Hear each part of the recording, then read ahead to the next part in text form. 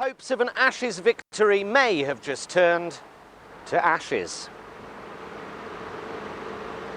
Cricket? What have you got me doing the cricket for? What about the news?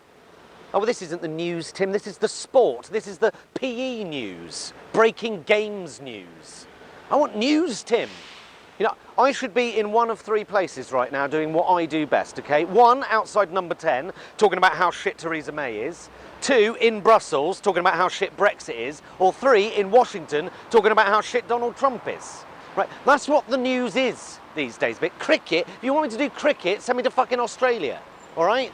I want to do the news. You know, stood there. Theresa May had the shittest week this week since last week, you know, but I'm stood here.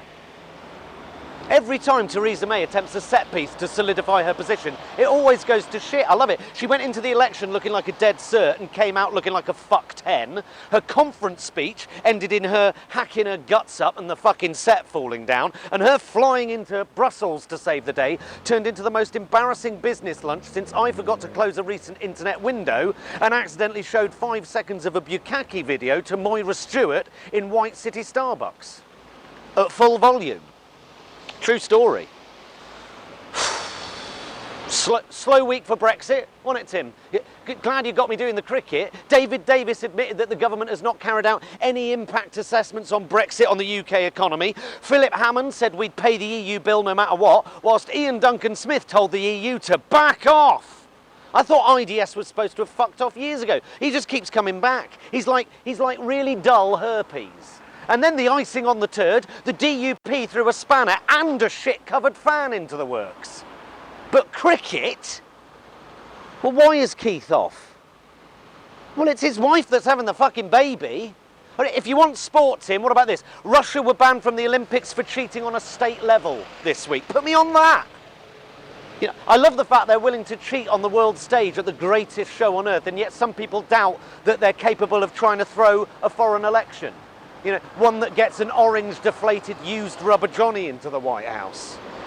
A normal week in the Trump household, wasn't it? He put up a for sale sign on millions of acres of Native American national monuments to whoever's buying, really. No one batted a fucking eyelid. And then, out of nowhere, he decided to start dicking about with Israel and Palestine.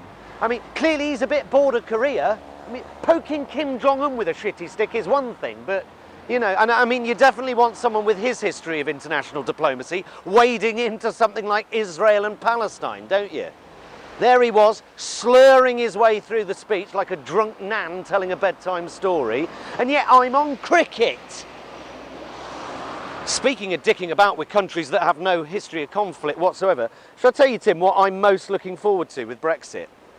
Civil war in Ireland. I mean, no, honestly, I think we've missed all that. You know, the balaclavas, Gerry Adams being voiced by an actor. It's been too long. It's nice to know that once again Brexit is making itself felt in all four corners of the British Isles, isn't it? Yeah, cricket. English captain Joe Root there giving a positive spin on a disappointing week for English cricket. But the next test is...